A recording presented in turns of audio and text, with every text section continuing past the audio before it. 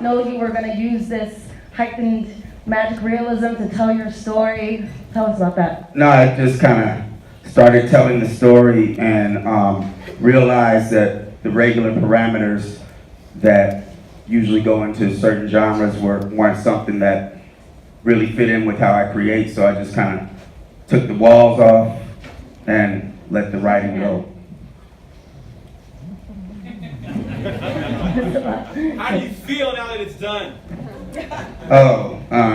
It was nerve-wracking watching it right now, so I'm glad that it's out of my hands and I can't change anything right now. That's Hilton Day, our, what you call yourself? Second AD. And Brian Benson, our first AD right there. So that question doesn't count.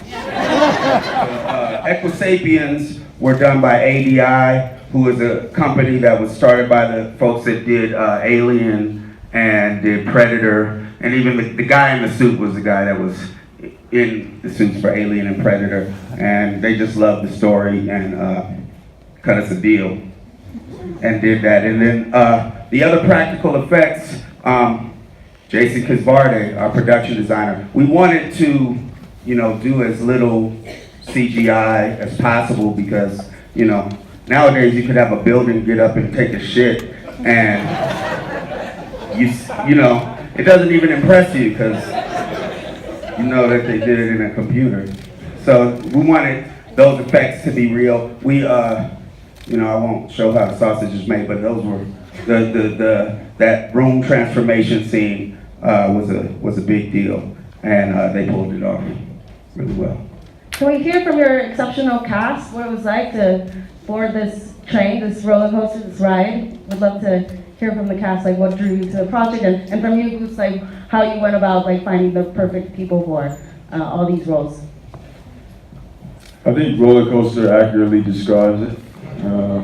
It was quite crazy walking into this, but I knew it would be. That was one thing that excited me about it. It was different from anything I ever read before, and different than anything I've ever seen before. And it was a small film, and we just came together, and all these beautiful people put their best foot forward, and we have something I'm very proud of. So, and it's a beautiful thing. But it's been wavy. It was really fucking hard. It was hard for me. I never had that much weight on my shoulders in a role before. So it was cool. You pulled it off. You did it. You did it. Lakeith brought just a real humanity to this character that was really needed in this crazy world for us to even care that the room is splitting apart, or care that there's, Equisapien falling on the floor in front of him. You gotta like really scary. Like if you see him in person, it was so good. Like you could see the varicose veins and it was crazy shit. And like the dick was like crazy. It was crazy. Like it was like from my calf to my heel. That's how big that shit. Like a baby arm, big baby arm. Yes, it was David Cross as Cassius Green's white voice and Patton Oswalt as Mr. Blank's white voice. There were some very idiosyncratic, very directions, like when getting on the elevator and punching in all the codes, or when telling you to go down the hall and take the elevator and go down. I'm curious, was there a sort of a message underneath the fact that it was very difficult to navigate this office? Yeah, I mean, I don't really know what the message was in that, but that stupid shit that you gotta go through to get somewhere is confusing. I kind of feel like that's actually a really good question. I kind of feel like Boots is a savant of sorts, and sometimes not necessarily the most articulate at getting out the brilliance that's inside of him. So it was interesting. There were certain things, and I agree with that he wanted the ambiguity and the mystery of that whole world. And presently we're in a world where sometimes we don't know what the fuck to do.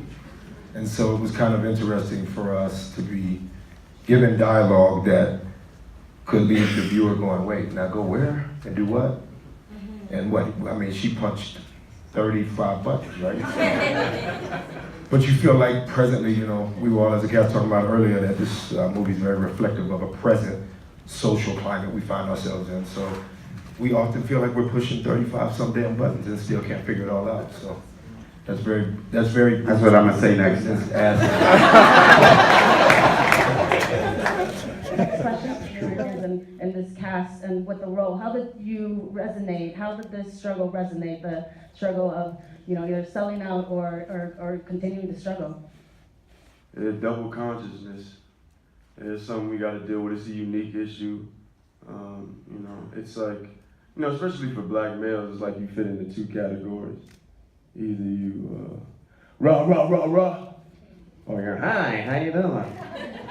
So, you know, there's not really a gray area for us to be human beings in that way, really. So it makes it kind of hard. You know, I was always the weird ass kid, you know what I mean? So, you know, trying to search for identity is something that we have to try to establish for ourselves, and, you know, it's a generational struggle. So I kind of felt hints of that from reading this script, like trying to find your little space in the world. Yeah. I feel like recently we've been so lucky with so many voices that have emerged that have pushed the parameters of what a black woman or a black man can be, like Lena Waithe and Issa Rae that were back there, right? But I don't know, I felt like there was a really long period where I was a working actor, but there was all sorts of things that didn't feel available to me because they were caricatures, they were ciphers of a woman, they were like the best friend, which I've done, but I just felt like, I don't know, there wasn't a huge wealth of material that I felt like was interesting enough. I certainly felt like I couldn't sustain a whole career playing those kind of parts, that I would just want to do something else. So I'm really grateful to filmmakers like Boots, and I'm really grateful to people that decide, like, look, if I don't see a space for myself, I'll just create it. And I think we're seeing that with so many black artists in particular right now, and that's so good and so necessary. It's interesting to be in a movie with the legend of, it could be pretentious for Terry to Jermaine, not present, who killed the movie, Lakeith and Tessa and myself. It's interesting because we could sound of pretension in reality that our struggle was not the same as the legend of Danny Glover's struggle. And so it's interesting to be in a movie where, you know, when he was 19 years old, when we started auditioning or whatnot, he was freaking fighting and marching and trying. And so it's full circle for him to be in a movie like this, you know, and for us to be a part of the same movie with him. Boots called me, I was in Italy, and he said, oh, your character is gonna be thought of as a sellout, but you're not. You're extremely aware and present as to what's going on. So, you know, Armie spoke about it earlier, we gotta play characters, or to play these characters that we love, we gotta be able to actually love the characters. So I had to fall in love with him. There is no identity to him, but he's a bridge. So it's kind of interesting at the end when you finally hear the man say, hey man, I know it feels like you're that of a sellout, but we do what we gotta do. And we figure out the shit on the other side of the bridge. So it's interesting, we're still figuring out the shit on the other side of the bridge, you know? Yeah, and shit feels foreign to us in this country still, because this shit is still young. So like, for us to like, operate in this world and like be successful, sometimes that means moving away from your established identity. Like, oh, you acting white, like, you know, you doing something right that's white. You know what I mean? It's a big thing, so, yeah. To clear it up, what Omari was saying, like, I needed the actors to love each character. I didn't necessarily have to withhold my judgment on each character. And, you know, so, like, you know, we've seen all of these characters and they all have some of me, and I've made somebody sit and watch a movie before. And that's Steve Lift, and that's really right there. And you know, that idea that you were talking about, that we were talking about Mr. Blank, his character's name, thinking that he was part of building a nation in some sort, and we've seen all sorts of wrong turns in that way, and he happens to represent, in my mind, that. Now, not for Omari, because it wouldn't be a great performance if you didn't like that guy, so, yeah, you know, and, but you know, the film has a viewpoint, but it has a lot of other nuances in there in the actors.